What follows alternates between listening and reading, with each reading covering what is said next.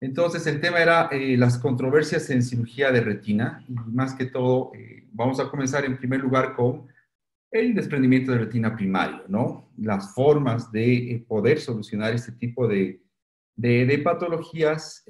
Tenemos la retinopexia neumática, el báculo escleral, que es la cirugía primaria que la tenemos hace tantos años, y la vitrectomía.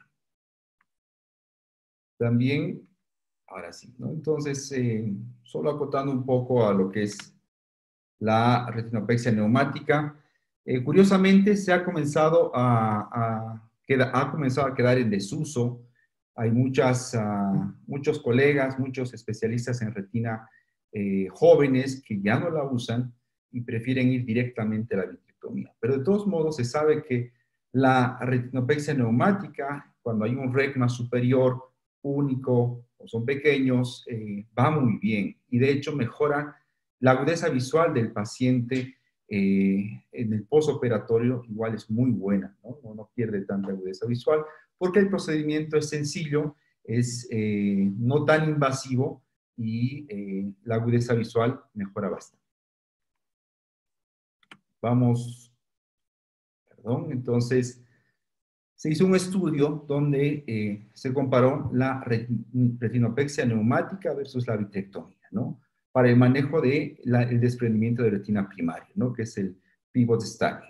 Y se llegó a la conclusión, curiosamente, que la retinopexia neumática obviamente tiene menor costo, la agudeza visual, como había comentado, de los pacientes mejora bastante, ¿no? Se conserva bastante en relación o en comparación a la vitrectomía. Entonces, tiene muchas ventajas realizar una retinopexia neumática.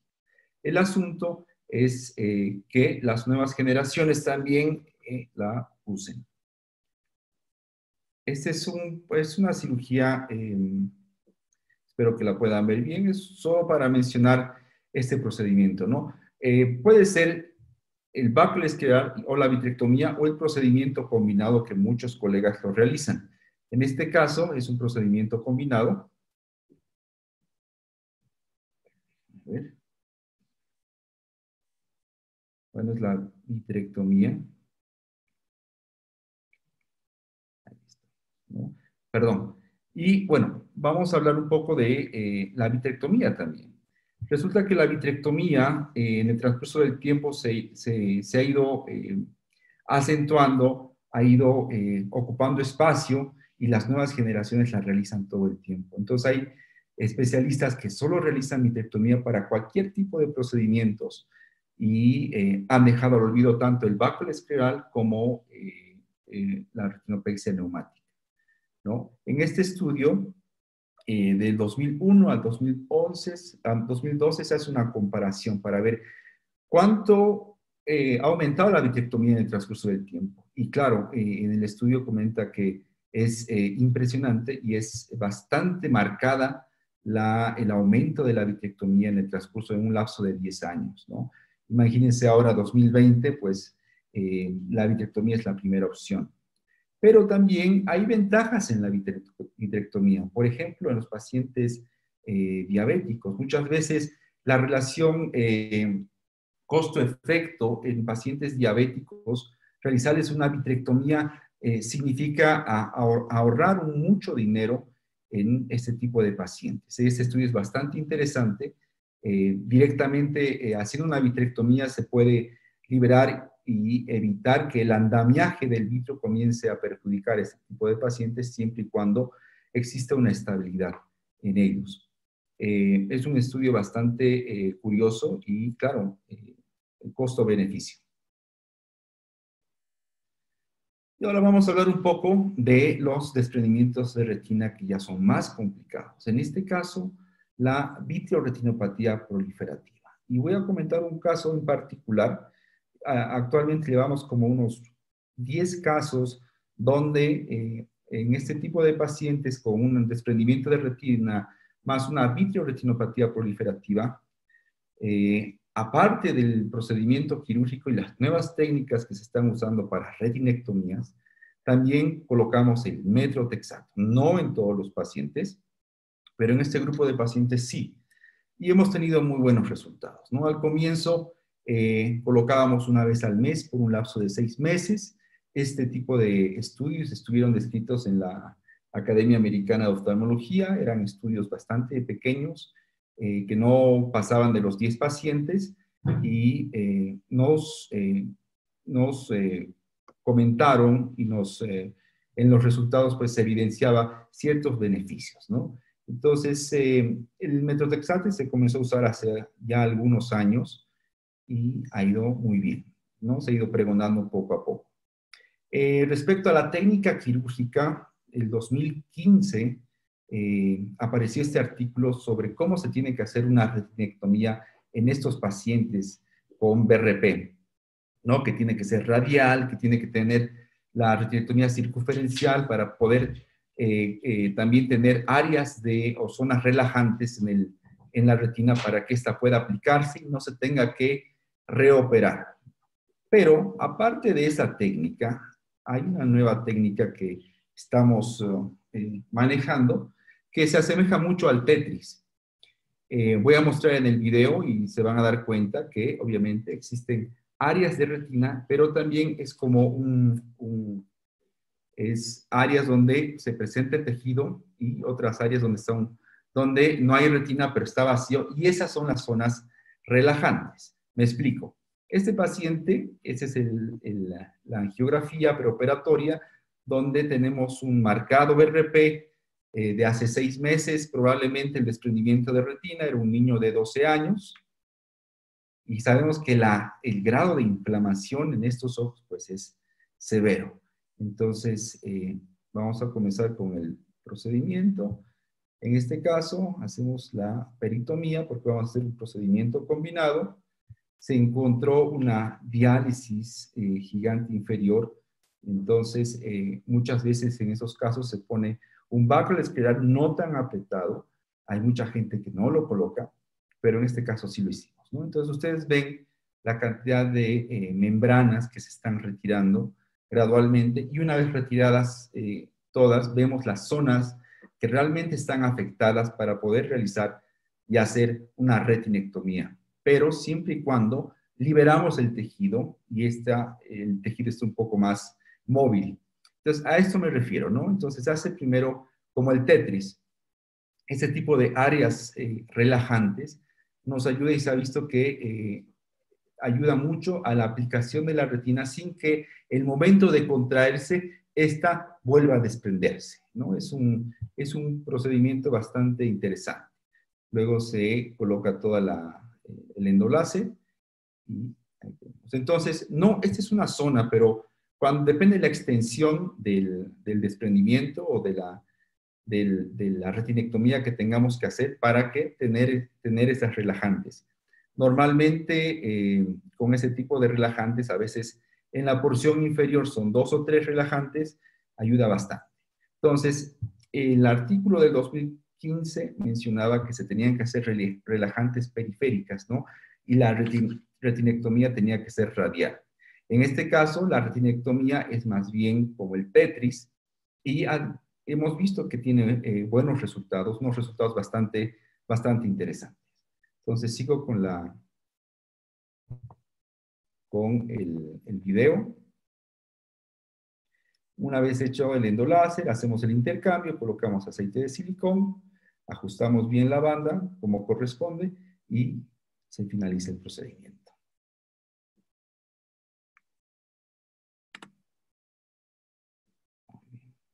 Entonces, en el postoperatorio se ven las huellas de láser, ¿no? En fase de pigmentación, y se logró conservar por lo menos tejido macular, que es lo importante, y se puede ver también la indentación y el cabalgamiento de la banda. Vamos a pasar al siguiente. En este caso es respecto a la retinopatía diabética. Hasta el momento, no sé si las preguntas al final, doctor Tono, o... Sí, Marcelo, al final hacemos comentarios y preguntas, sí. Perfecto. Entonces vamos a hablar sobre la retinopatía diabética. En este caso, pacientes con retinopatía diabética y membranas epirretinianas, o a veces un edema macular diabético, ¿no? Obviamente la fisiopatología ya se la conoce y vemos en este pequeño slide las indicaciones para realizar una vitrectomía en estos casos, ¿no? Cuando hay un engrosamiento, hay una tracción vítrea, un PVD que es bastante persistente, adhesiones vitromaculares y obviamente la proliferación epirretiniana. Todas estas son indicaciones y la misma neovascularización. Todas estas son indicaciones para hacer una vitrectomía en pacientes diabéticos. En este caso se hizo una facovitrectomía, se colocó endoláser y se hizo el peeling respectivo, ¿no? Hacer un peeling, quitar la hialoides y hacer un buen peeling en estos pacientes es bastante beneficioso. Pero una cosa es la parte quirúrgica. ¿Cómo se tiene que hacer el mantenimiento posoperatorio? Entonces, han comenzado a aparecer estudios bastante interesantes respecto a cómo tiene que ser el mantenimiento posoperatorio. Y aquí ocupa un lugar muy importante el nepafenaco. Entonces, el nepafenaco se ha visto que en el tratamiento prolongado, no 3, sino incluso 6 meses post peeling en pacientes diabéticos, mantiene el grosor estable, ¿no? Es una gota, es una solución oftálmica bastante beneficiosa en el postoperatorio en los pacientes con edema macular y retinopatía diabética.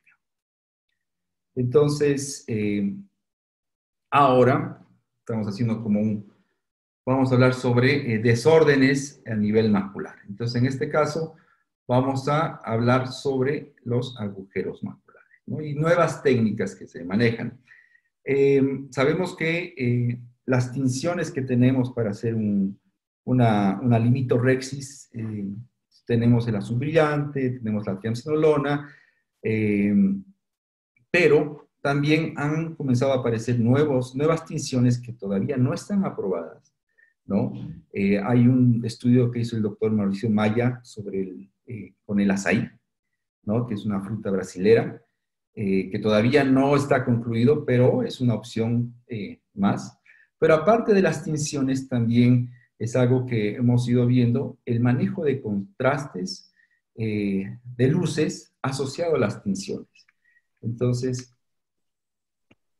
perdón, este es un video que lo hemos hecho, ¿no? Tenemos la máquina OS4 de Oertli. La ventaja de esta máquina es que tiene el manejo de contrastes, la luz amarilla y la luz azul.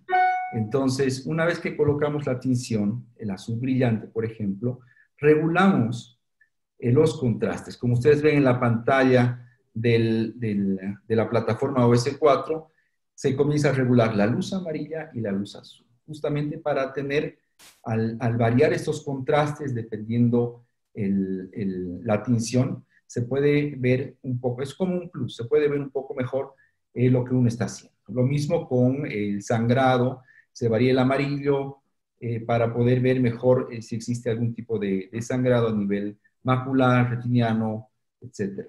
Entonces, voy a seguir avanzando el video. Entonces, ahí vemos se hace el peeling. Bueno, ahí estamos colocando el dye. Y ahí hacemos el manejo, el contraste. Esto lo estamos trabajando con Oertli. Y se ve mucho mejor. Y sobre todo en pacientes miopes, que muchas veces es complicado el manejo por el tamaño del globo ocular. Entonces, en este tipo de pacientes, la tinción más el contraste luminoso nos puede ayudar a tener mayor seguridad el momento y no tanto contacto, ¿no? Para hacerlo. Este era un caso complicado, era un caso donde realmente estaba muy adherida a la limitante. Y en este caso, aprovechando el sangrado de uno de los vasos, lo tomamos como suero autólogo, colocamos el suero autólogo más la triamcinolona, que es una de las técnicas variadas para este tipo de agujeros. Ahora vamos a hablar un poco sobre el cristalino. Entonces, voy a comentar un poquito este tipo de sobre la fijación, ¿no? La fijación transescleral, en este caso, es algo que se va pregonando. Hay varias técnicas y técnicas modificadas y nuevos lentes. Este último es de la última técnica que estaba viendo es el flange, que es del doctor Canabrava, que estaba implementando ese tipo que es bastante interesante, pero también uno tiene que adecuarse a lo que tiene. Y aquí en Bolivia y en La Paz tenemos nuestro lente de 3 piezas y con ese podemos hacer maravillas, ¿no? Esta técnica de fijación, voy a comentar este paciente, que es un paciente que tuvo un trauma ocular, ojo único, y el lente de PMMA se fue para atrás, entonces tuvimos que retirar el lente, y también tenía una pequeña lesión periférica donde se colocó láser, y tuvimos que esperar más o menos como un mes hasta que se estabilice el cuadro para poder hacer la fijación. Esta es la primera cirugía, y una vez realizado, ahí estamos retirando el lente, hay una áptica que quedó, perdón, hay una áptica que quedó en la periferia que la tuvimos que retirar, y posteriormente colocamos el láser. Ahí se puede ver la áptica. Y no hubo un desprendimiento de retina, solo se reforzó una parte de la periferia, se quitó bastante el vitro que estaba denso. Y al mes se realizó la fijación escleral. Ahorita vamos a... Ahí estamos. Una vez que acabamos este procedimiento, el ojo reposa un mes, baja el proceso inflamatorio y hacemos la fijación transescleral. He colocado varios lentes de 3 piezas sin necesidad de los bolsillos, solo haciendo una pequeña bolsa a nivel escleral para insertar la punta de la áptica, y muchas de estos lentecitos han comenzado a extruirse, ¿no? Era una técnica del doctor Agarwal que decía que no era necesario colocar o realizar o formar este tipo de bolsillos, y realmente sí se necesitan. Se necesita cubrir adecuadamente la áptica porque si no se puede extruir, ¿no? Si tenemos una conjuntiva bastante delgada, se puede extruir. Entonces es mejor cubrir adecuadamente estas ápticas, enterrarlas en esclera, pero de esa forma nos da mayor seguridad y no tenemos problemas a futuro. Entonces, el paciente sí mejoró la agudeza visual, si bien hay una atrofia de iris leve, tenemos el lente en su lugar y el paciente está con buena agudeza. Entonces, también existen cierto tipo de riesgos en cuanto a realizar un procedimiento. Es mejor, yo soy de esa idea de realizar el primer procedimiento y al mes recién hacer una fijación. No todo al mismo tiempo, porque eso igual puede conllevar a un montón de complicaciones, desde un edema macular hasta un montón de cosas, ¿no? Entonces, capaz de dividirlo en 2 procedimientos en beneficio del paciente. Y bueno, vamos a dar ahora un poquito de trauma. Respecto al trauma y las complicaciones, voy a mostrar primero el primer video y ahorita se explicó. A ver, comenzaré con este. Este es una endoftalmitis, ¿no? Entonces era un paciente que estaba yendo en el camino de la muerte en Coroico, esto es en La Paz. Bajan en bicicleta de 4.000 metros, bajan hasta 200. Y bueno, tuvo un accidente, se cayó y una piedra de esas pequeñas filosas afectó la córnea y generó una endoftalmitis micótica. Entonces el paciente en cuestión de horas ya estaba deteriorándose. Y tuvimos también que manejar un poco la córnea porque ya había una perforación, una microperforación. Entonces, un manejo rápido antes de perder visibilidad puede ser una muy buena opción.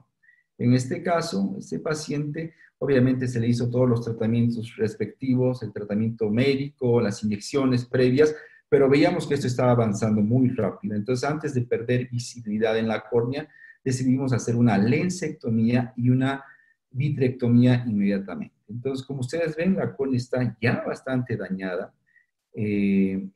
Utilizamos el microscopio 3D de Hackstrike. Alcon no tenemos en La Paz, entonces no tenemos el Ingenuity, pero sí el Hackstrike nos ayuda mucho. Como ustedes ven, esta vitrectomía vemos estructuras anatómicas, pero no no adecuadamente, pero aún así se hace una vitrectomía adecuada. Y ahí, después de realizar la vitrectomía, tratamos de resolver el problema de la microperforación corneal, que más adelante nos puede traer problemas, porque sabemos que el cuadro inflamatorio en estos pacientes carcome el tejido.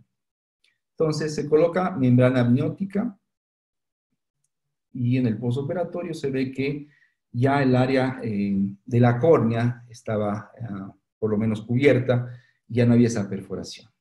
Pero pasan 20 días y como comenté hace un momento, el cuadro inflamatorio genera una hipertensión ocular y además una nueva perforación. Entonces, en este caso, utilizamos un pedazo de esclera, ¿no? De los trasplantes de córneas, pedimos permiso al servicio de córnea para realizar un injerto de esclera en esta zona, tejido más grueso. Y posteriormente, justamente para evitar molestias con el paciente, hacemos una especie de rasurado, revisamos y colocamos la válvula de Amer, una FP7, para controlar la presión intraocular. Ya con eso, sabíamos que el cuadro infeccioso estaba resuelto, pero no las secuelas de estas inflamaciones tan agresivas, ¿no? Y posteriormente ya vemos que el área de la córnea está resuelta y que la presión se estabiliza y hasta el momento el paciente está pendiente y esperando su trasplante. Pero el asunto es, muchas veces cuando tenemos este tipo de pacientes, ya no tenemos visibilidad, es una buena opción realizar una endoscopía, ¿no? Una endoscopía para poder por lo menos realizar lo básico, hacer una buena vitrectomía, ver si hay membranas, etc. Entonces, yo no tengo experiencia con la endoscopía, pero es una de las opciones, ¿no? Cuando no existe una visibilidad adecuada. Y ahora les voy a mostrar el otro video, que es un trauma ocular. Es un paciente minero que estaba martillando metal con metal y un pedazo de cobre ingresa, pero estrepitosamente, al globo ocular. Ahí estamos. Entonces, ahí hacemos la peritomía, vemos la vía de ingreso, se hace una lensectomía, parte del tejido, parte del cristalino se nos va un poco a polo posterior, resolvemos esa situación y podemos ir viendo ahí cómo va saliendo el cuerpo extraño. En este caso cambiamos a 20G para tener instrumentos. Marcelo, no estamos viendo el video. ¿No están viendo el video? No, se ha quedado en el PowerPoint. A ver. Se han visto retinal surgery complications, en correcto detachment. A ver.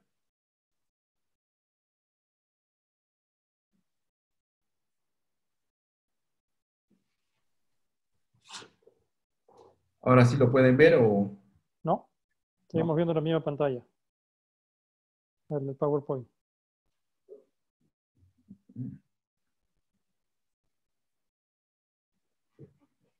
Ahí tampoco, ¿no? No. Ya, ok. Bueno, eso queda pendiente, entonces. Era un video bastante interesante, ¿no? Donde cuanto antes se debe realizar este tipo de materiales, sobre todo el cobre, para evitar justamente mayores complicaciones y toxicidad. Pero vamos pasando ahora a las complicaciones en cirugía vitreoretinal. Ahora sí, ¿no, doctor? Sí, se ve, sí. Perfecto. Entonces, este era un paciente para una facovitrectomía, donde era un paciente con agujero macular. Tuvimos ahí una ruptura de cápsula posterior. Los fragmentos se van a polo posterior. Los comemos, pero realizamos el peeling. En este paciente quitamos la hialodías posterior, realizamos el peeling Y una vez realizado el peeling, pensamos que estábamos por acabar el procedimiento para colocar gas, cuando comienza a haber una hemorragia intensa, una descompresión en el globo ocular y no nos explicábamos por qué, ¿no? Entonces, posteriormente, vemos que lo que había ocurrido era que uno de los trócares, al ingresar y al hacer la tunelización que hacemos de 30 grados a 5, entonces tal vez la esclera era bastante delgada, y se hace una lesión horizontal donde no era suficiente colocando puntos, sino seguía el ojo con una descompresión bastante agresiva, por lo que tuvimos que colocar un injerto de esclera que sirvió como parche para estabilizar el ojo. Esta complicación nos generó obviamente un desprendimiento coroideo hemorrágico. Tuvimos que drenar en ese momento lo que se pudo, colocar aceite de silicón y esperar obviamente un mes para ver qué más podíamos hacer por este ojito. Como ustedes ven, era una eventualidad justamente por la tunelización y por la esclera bastante delgada. Al mes, vemos que el paciente presenta obviamente un desprendimiento de retina debido al agujero que estaba, bueno, al agujero macular previo. Y hacemos una retinectomía, vemos áreas de cordones fibrosos en esa zona y lo que hacemos es una retinectomía para poder aplicar la retina y colocar nuevamente aceite de silicona, ¿no? La agudeza visual, bueno, creo que no pasa de 20/200 con metamorfopsias, miodesopsias y además, pero bueno, por lo menos logramos salvar el globo ocular. Este tipo de complicaciones, y para comentarlo a los retinólogos jóvenes o los retinólogos que están, o fellows de retina, es que cada paso es muy importante para evitar. En cualquier momento podemos tener estas fallas quirúrgicas, por eso siempre hay que estar pendiente y atento con este tipo de eventualidades. Entonces, respecto este es el postoperatorio del paciente. Bueno, está con el aceite de silicón, áreas de fibrosis en la porción inferior de la retinectomía, que muchas veces ocurre cuando hay este grado de inflamación, pero el ojo ocular está ahí presente, ¿no? Entonces, sí sabemos que este tipo de desprendimiento coroideo tanto hemorrágico y seroso, la morbilidad es la misma, pero el peor pronóstico se lo lleva el hemorrágico. La resolución se sabe que del hemorrágico es más o menos al mes, y del seroso la resolución puede ser entre 10 y 15 días. Entonces tuvimos que esperar un mes para volver a intervenir y tratar de hacer algo más por este paciente. Hay en 2015 igual está este artículo, bueno, es del 2012, pero en 2015 yo lo vi, que me pareció bastante interesante. Tuve otro paciente con un desprendimiento coroideo, me lo derivaron y aplicamos esta técnica con los trócares y va muy bien, ¿no? No tanto realizando la incisión convencional que se hace, pero únicamente con los trócares, siempre y cuando el desprendimiento de coroideo sea reciente, funciona. Si no es reciente, esta técnica no sirve.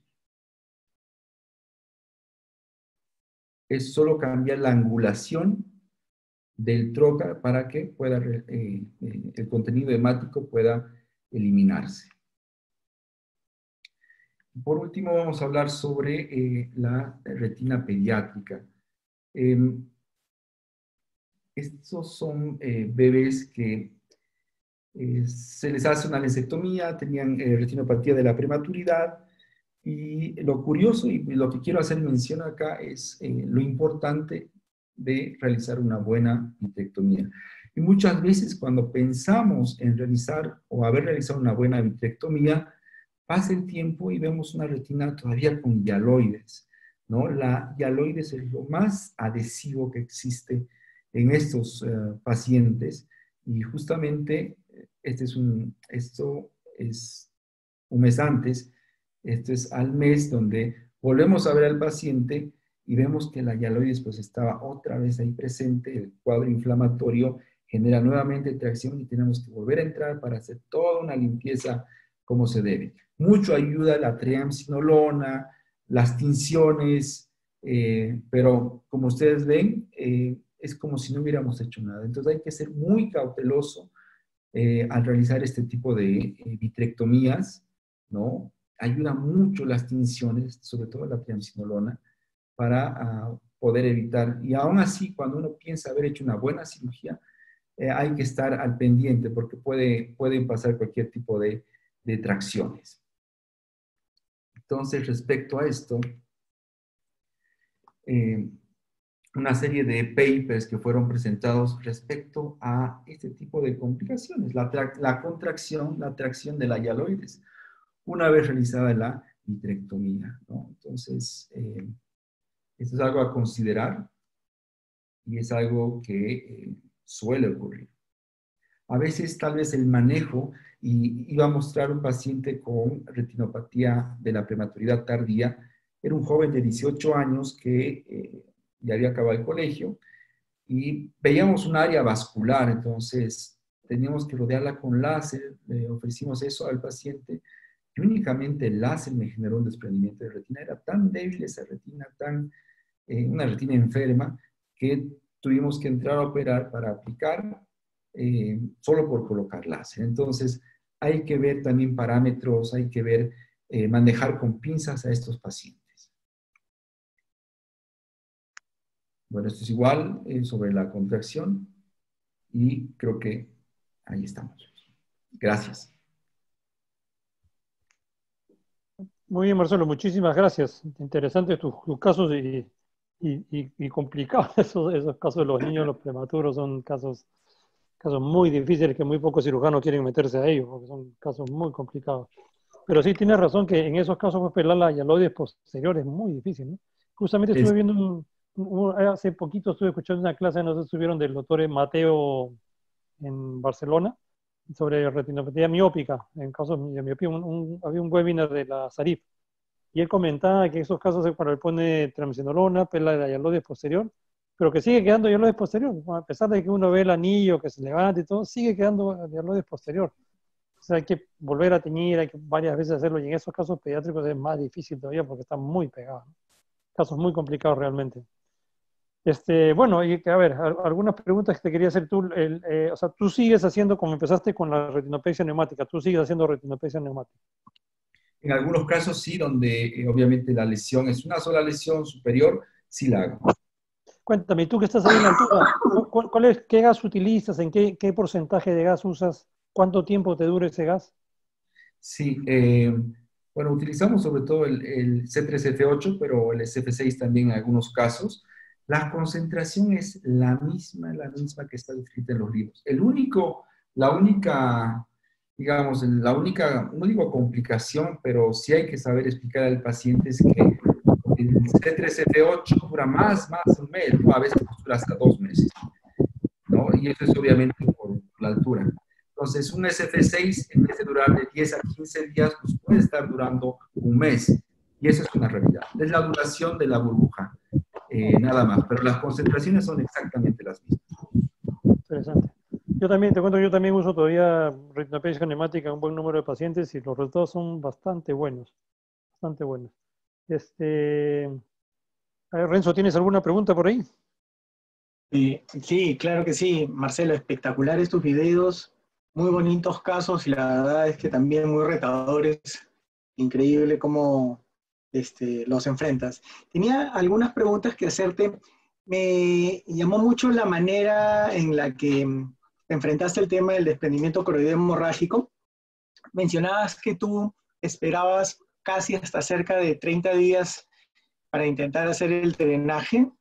Y te quería preguntar si has intentado, o lo entendí de repente mal, y si has intentado alguna técnica de estas que pretenden lisar los coágulos, como el activador de plasminógeno tisular, para tratar de acelerar el tiempo de licuefacción del coágulo con el propósito de que esa sangre ahí no sea tan tóxica y de repente cambiar el pronóstico del paciente.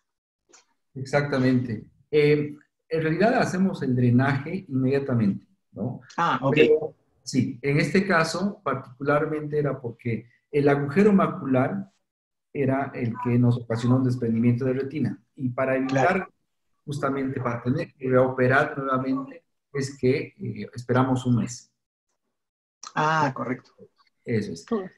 ¿Tú, tú has Y usado, Renzo, el TPA para esos casos? Sí, sí, te cuento que tenemos una Nunca lo he usado. experiencia de algunos casos y te cuento chiquitito la experiencia. Las primeras veces poníamos el TPA en una dosis entre 50 y 100 microgramos en el coágulo y esperamos más o menos una hora, dejamos al paciente acostado en buscando, digamos, bueno, nos guiamos ecográficamente y lo utilizábamos solamente cuando había aquí sincrovideo. Entonces lo colocábamos en ambos lados, temporal y nasal, buscando que el medicamento se distribuya homogéneamente, digamos, en el coágulo. Y la verdad es que cuando íbamos a drenar el coágulo, nos ocurrieron tres escenarios. Cuando lo quisimos hacer dentro de las primeras 72 horas, volvió a sangrar el paciente. Entonces, creemos que la idea es que al lisar el tampón hemostático inicial y no el definitivo, eso podría haber causado el resangrado. Cuando lo hacíamos dentro de los primeros 14 días, el problema es que se licuaba el coágulo, pero no se licuaba como esperábamos nosotros que el activador del plasminógeno funcionase. Nosotros hubiéramos esperado que salga como agua de petróleo, ¿no? Entonces, lo que estamos corriendo ahora es colocar el medicamento y esperar 24 horas y al día siguiente recién intentar el drenaje del coágulo. Y bueno, vamos a ver qué pasa. Interesante. interesante. Marcelo, yo te quería preguntar sobre lo del metrotexate, porque te cuento que yo también tengo un grupo de pacientes haciendo lo de metrotexate, pero ¿qué técnica, qué forma lo utilizas? ¿Cuántos días lo pones? ¿Cómo haces lo de metrotexate? Cuando son, digamos, en este caso, que era un muchacho de 12 años, entonces lo colocaba cada 15 días, ¿sí? Ujú. Y en personas adultas cada mes, como, ¿no? Como un tratamiento bueno, mensual. Y por lo menos llegábamos hasta las 5 o 6 dosis para ya dar de alta al paciente siempre y cuando no existe un redescubrimiento, ¿no? Interesante. Te cuento que yo, o sea, hace 4 años, en un congreso que estuve del Baby Vitrectomy, lo escuché a Dean Elliott, que presentaba su trabajo sobre metrotexate. Y Dean lo usaba, o sea, lo reportó por lo menos en esa época, para los casos complicados, por supuesto, de PBR, casos de jarros gigantes, con PBR, casos los más complicados, traumas oculares. Y él usaba metrotexate terminando la cirugía, después una inyección semanal por 8 semanas más, y de ahí una inyección al mes de la última, o sea, eran 10 dosis. Y eso Entonces es. yo busqué un grupo de pacientes y hice el mismo tratamiento. Bueno, y Dean Elliott reportaba que en ese grupo especial de pacientes difíciles, que uno tiene pues muy malos resultados, él tenía 90% de reaplicación de la retina. Era muy bueno.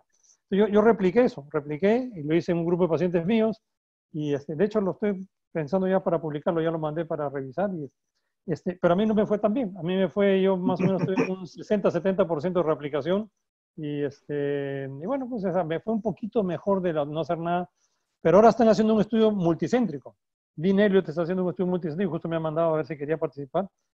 Pero ahora va a ser una inyección semanal, pero ya no por tanto, sino por 3 meses. Entonces, ahora está bien complicado, ¿no? O sea, ver un paciente todas las semanas y todas las semanas inyectarlo es muy complicado, ¿no? Si inyectar para degeneración macular es complicado para esto todas las semanas, es mucho más fácil, ¿no? Pero yo creo que es un tratamiento que sí funciona. A mí me parece que sí tienen menos PBR, pero debería haber alguna forma de poner un implante que tenga metrotexate y dejarlo dentro del ojo y que dure 3 meses, pues y cada 3 meses inyectarlo, como el Osurdex, ¿no? Uno de metrotexate, que para la industria no va a ser difícil hacer una de esas cosas, porque eso de inyectar todas las semanas es bien complicado. Es complicado. Sí, de los 10 pacientes tuve 3 con efectos secundarios, ¿no? Dolores de cabeza, las manifestaciones de un tratamiento sistémico solo con las inyecciones. Es algo curioso también. No sé si usted ha tenido lo mismo en algún paciente. Mira, no lo he buscado, de repente lo he tenido y no lo he buscado, ¿eh? no pregunté si tenían esos síntomas. Voy a estar más atento la próxima vez. Interesante. Bueno, después tu técnica ¿cómo le llamas a la técnica de retinectomía? Como si fuera un Tetris. Sí, interesante. ¿No? Yo generalmente las hago, cuando las tengo que hacer radial, las hago más en punta. Esto es más está bien, está interesante. Vamos a probarlo la siguiente vez, a ver cómo va. Me gustó. Perfecto. Oye, Marcelo, Sí. te pregunto, nos comentabas también un poco acerca de la técnica de fijación de lentes y nos decías algo bastante interesante sobre la experiencia que tú tienes haciendo los bolsillos de esclera. Y decías que había que regresar un poco a hacer, digamos, hacer la técnica de flap, de esclera, ¿cierto? Para que quede mejor cubierta el áptica. La pregunta sería si has intentado, digamos, modificar tu técnica con esta técnica que está tan de moda, de la de Yamane, digamos, porque yo te comento que a mí no me ha ido tan mal con la técnica de los bolsillos, te soy sincero. Yo la practico, no he tenido tan mala experiencia, también he probado la de Yamane, me resulta técnicamente un poco más complicado hacerla, pero me llamó la atención tu experiencia, cuéntanos un poco. Bueno, resulta que la verdad es que comencé a ver una serie de videos, vi un video de Agarwal que solo hacía pequeños bolsillos esclerales, colocaba, cubría con conjuntiva y listo. Yo tuve 3 pacientes también que hice exactamente lo mismo y no tuve tan buenos resultados por el hecho de que el momento de colocar la punta de la patita de la áptica se puede mover, o sea, no es tan, es mucho más flexible los bolsillos, ¿no? Y a partir de ahí solo hago la técnica combinada, los bolsillos y también enterrar la punta de la áptica a la esclera. Pero creo que es mucho más seguro y no por repetir una técnica nos puede salir a todos igual. Eso es una realidad. Yo igual estoy de acuerdo, he intentado hacer esta técnica de Yamane y me veo mucho más cómodo haciendo los bolsillos. Y va muy bien para el paciente, entonces. Sí, tiene una curva de aprendizaje ahí. Sí, verdad, sí. Ahí les cuento, yo empecé haciendo bolsillos y hacía bolsillos y los enterraba y sí, de hecho hacía bolsillos y después la punta del áptica todavía la metía dentro de la esclera y tapaba con el bolsillo, ¿no? Y me fue bastante bien. Y ahora estoy haciendo más la técnica Yamane y también he tenido unos casos ahí que después la áptica la veo un poquito allá afuera, debajo de la conjuntiva y me da miedo. De repente voy a rezar los bolsillitos que era más seguro. Creo que sí, creo que es mucho más seguro. Sí. Bueno. Lo que pasa es que uno va a los congresos y uno se anima a las técnicas que ve, pero no siempre son tan fáciles como los videos que se presentan a veces en los congresos, ¿no? Claro, y las técnicas de antes son mucho más seguras, ¿no? Seguras. Sí.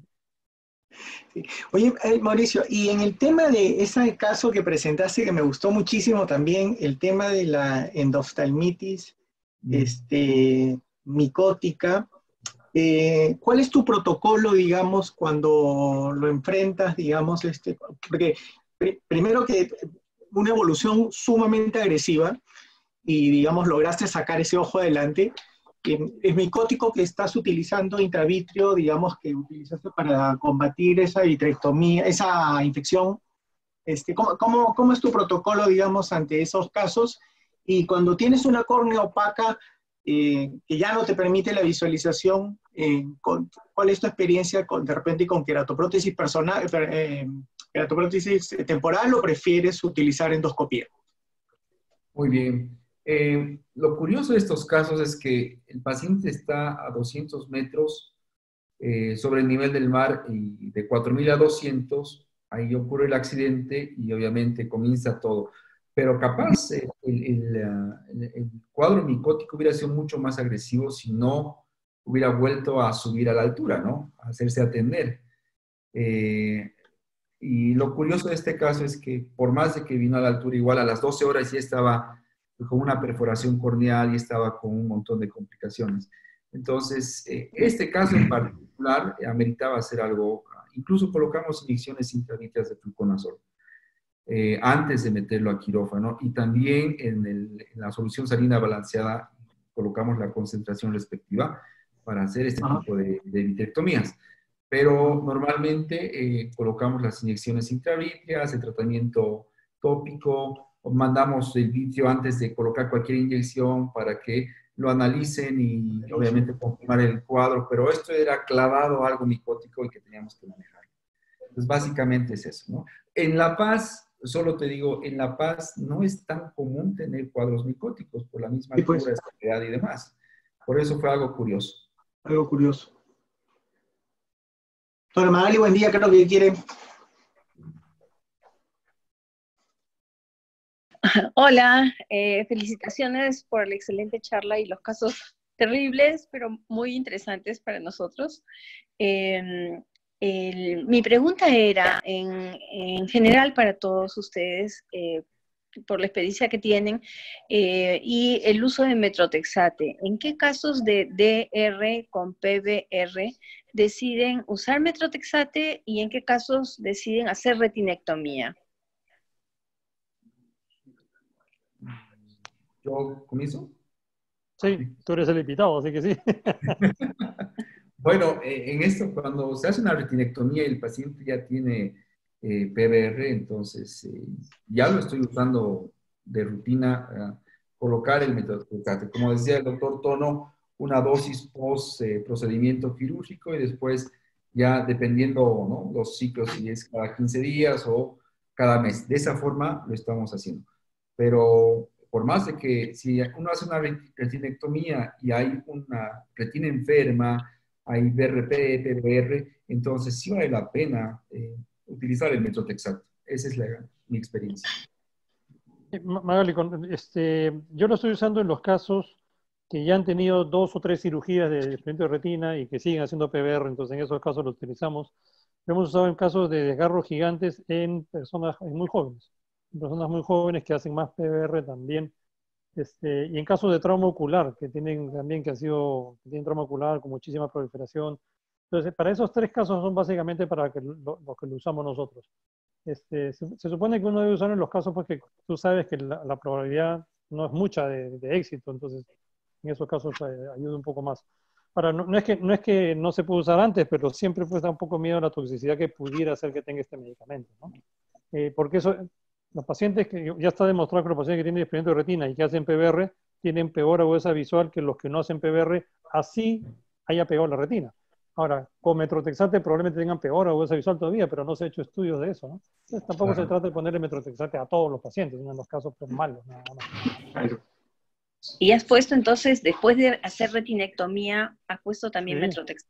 Sí, por supuesto. Sí. Okay. Ya, gracias. Con respecto a neumoretinopexia, que también te escuché Tono comentar en otra plática anterior, yo también prefiero crío con el gas, ¿no? Y el gas uso SF6 y empecé a hacer láser, pero realmente, y eso que yo tengo bastante práctica poniendo láser y bien periférico, pero realmente es difícil, es complicado poner el láser, un buen láser con la burbuja. Y como que me daba la impresión de que las huellas de láser no lograban una cicatriz tan adherente, tan buena en estos casos como la cicatriz de crío. O sea que sí uso crío en neumoretinopexia. Tal cual. Totalmente de acuerdo yo. Es lo que me pasa a mí, Magali, que nunca estoy contento con la huella y láser. Entonces, yo creo que le pongo más láser de lo que debería ponerle porque no estoy tan seguro de la apexia que le he hecho con el láser. Entonces le empiezo a poner más para atrás. Y al final termino con una cicatriz grandota que no era necesario probablemente, ¿no? Entonces yo también prefiero ponerle crío. Ok, gracias. ¿Alguna experiencia con la duopexia? ¿No? Con luz infrarroja, hacer las neumopexias. Como una zonita pequeña transescleral que se comienza igual como un crío, pero con luz infrarroja. Es con láser infrarrojo, sí. No, ninguna. De ocular, sí. Yo hace unos será como unos 5 o 6 años hice y me iba bien, pero no había tanta seguridad. Muchas veces el cirujano de retina quiere ver que se pinte realmente, ¿no? Ya sea el crío o el láser, y en este caso no era muy tenue la quemadura, entonces no te daba la seguridad y por eso lo dejé de usar. Interesante, nunca lo he usado. Ni tampoco lo he visto usar. Sí. Muy bien, ¿alguna otra pregunta, Renzo? Bueno, yo creo que para terminar, preguntarle a Marcelo si tiene alguna experiencia respecto a ahora que estamos hablando de técnicas quirúrgicas con el uso asistido para colocar, digamos, el backlink con chandelier. Sí. Sí, lo colocamos normalmente, sobre todo, no lo veo tan, digamos, no, es mucho más beneficioso el hecho de hacer un backlink, ¿no? Con asistencia, ¿no? La luz, sobre todo, para poder manipular adecuadamente lo que tiene que hacer. Y me parece una excelente idea, sí. Vi el artículo que lo presentaron y me pareció pues algo bastante interesante también. Sí lo practico, no en todos los pacientes, pero sí en los que quiero ser más minucioso con algún detalle, sí lo hago.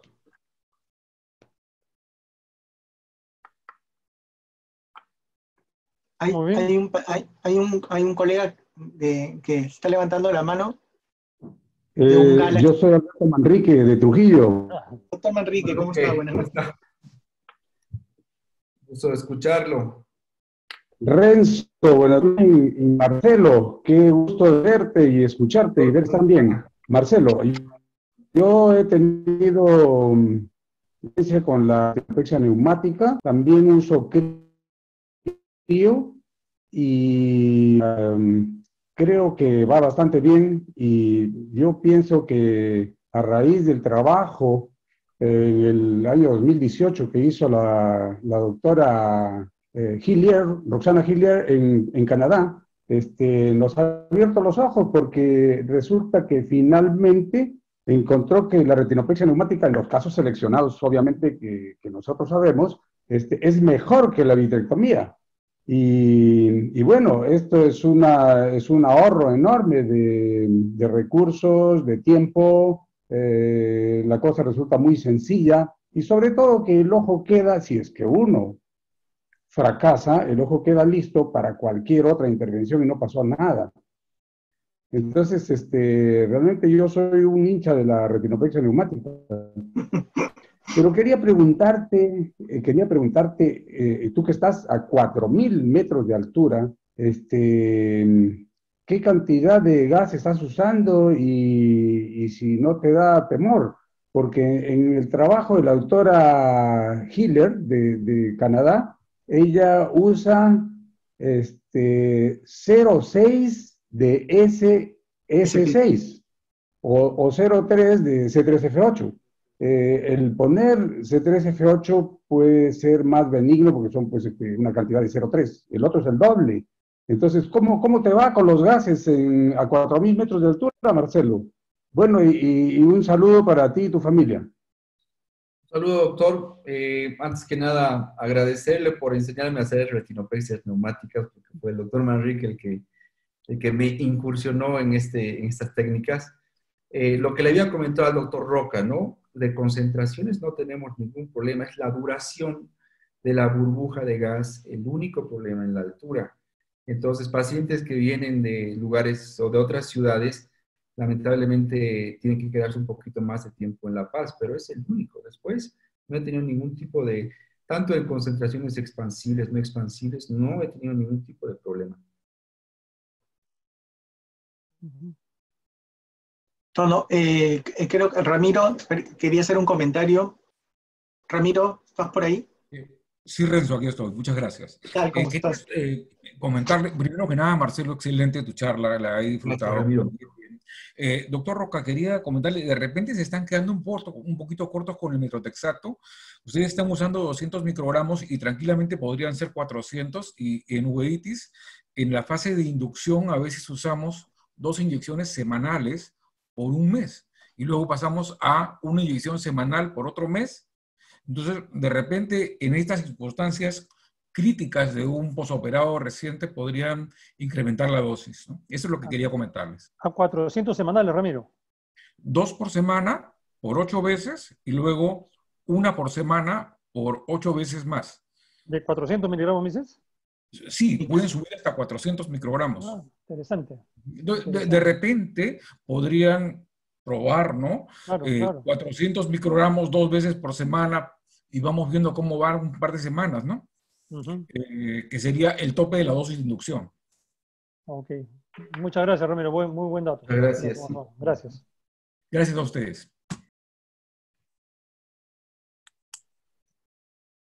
Excelente. Bueno, ¿algo más, Renzo? ¿No? ¿Alguna otra pregunta? No, pues yo...